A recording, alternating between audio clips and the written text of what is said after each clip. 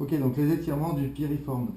Donc le muscle piriforme, dans ses actions, en fonction de la position du membre du patient, il va avoir des actions différentes. Donc lorsque la jambe est tendue entre 0 et on va dire 80 degrés de flexion, le piriforme est majoritairement rotateur externe.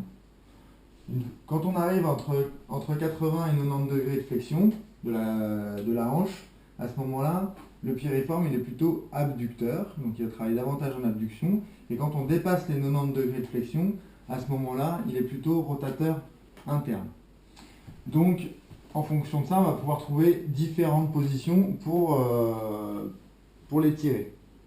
Ici, première chose, c'est déjà observer au niveau du patient, observer ses pieds et voir déjà si on a une dissymétrie. Donc on peut essayer ici en induisant des petites rotations au niveau du patient, chercher une détente de celui-ci et noter si on a un côté qui serait plus en rotation externe que l'autre.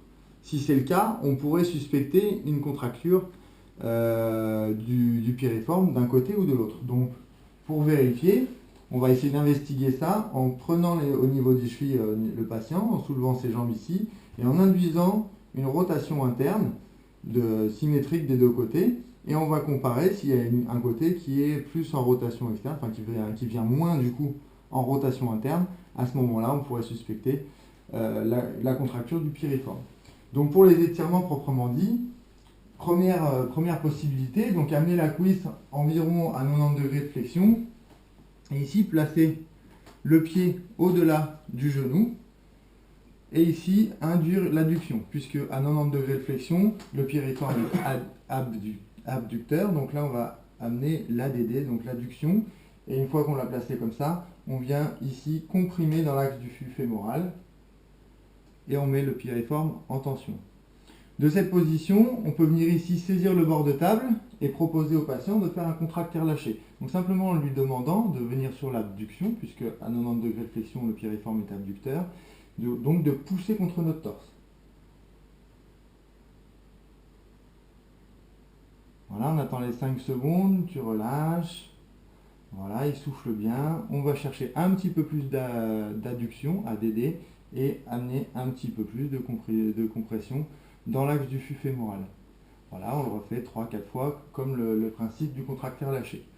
De cette même position, on peut placer ici le coude sous la cheville par l'extérieur, sur la face externe de la jambe du patient, et venir ici amener une flexion plus grande que 90 degrés, donc venir sur la fin de flexion de hanche, et ici je contrôle la rotation externe, puisque le piriforme, au-delà de 90 degrés, est rotateur interne. Donc pour les tirer, je vais chercher plus une rotation externe, ici que je fais absolument sans effort avec cette prise de main. Donc si je veux que ça tire plus, on va soit donner plus de rotation externe, soit plus de flexion. On peut revenir de la même position en passant le coude au-delà de la cheville sur l'étirement précédent. Donc ça nous permet de passer de l'un à l'autre. Et troisième position, jambes tendues.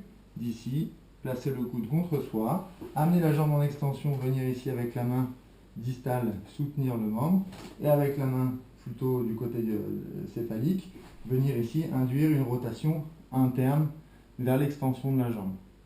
Puisque quand les jambes sont tendues, le piriforme est majoritairement rotateur externe. Donc voilà, on peut passer de cette position-ci à celle-là vers l'adduction, on comprime, et à celle-ci vers la flexion, on pousse en rotation externe. Voilà pour les étirements du piriforme.